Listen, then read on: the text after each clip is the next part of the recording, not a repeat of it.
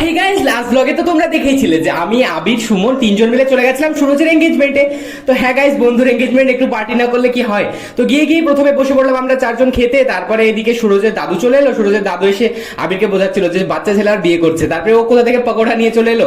তারপরে পকোড়া আমাদেরকে দিয়ে বলছে একসঙ্গে ভাগ করে খেয়ে নে। দেন আমাদেরকে প্লেট সার্ভ করে দিল। তারপরে স্যালাড এলো, তারপরে পকোড়া এলো, তারপরে এলো ফ্রাইড রাইস, তারপরে দিয়ে গেল চিলি চিকেন। চিলি চিকেনের পর চলে এলো পোস্ত বেগুন।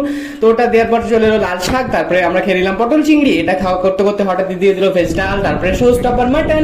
তো মাটন দিয়ে আমরা খাওয়া দাওয়া কমপ্লিট করে আমরা তারপরে চলে এলো আনারসের চাটনি, তারপরে দই মিষ্টি সব খাওয়া দাওয়া কমপ্লিট করে এত বেশি গরম লেগে গেছিল। সুমনের অবস্থা দেখো, আবিরের অবস্থা দেখো। তা আমার অবস্থাটা একবার দেখে নাও গাইস। গরমের মধ্যে খাওয়া দাওয়া করে এসে বেশ চিল ছিলাম। তারপরে সুরজ বললো যে খাওয়া দাওয়ার পর একটু না শুলে আমার আবার ঘুম হয় না, ভাত হজম হয় না। তো সবাই মিলে আমরা একটু এদিকে চলে এলাম। তারপরে একসঙ্গে এখানে রেস্ট নিচ্ছিলাম। 80,000 के शूज है, 80,000 के, तेरा घर जाएगा इसमें। তারপরে ভাইপো এখন এঙ্গেজমেন্টের জন্য ফুল রেডি হয়ে গেছে। আর তারপরে ব্লগগুলো দেখতে থাকো গাইস, পরে কি কি হয় জানার জন্য।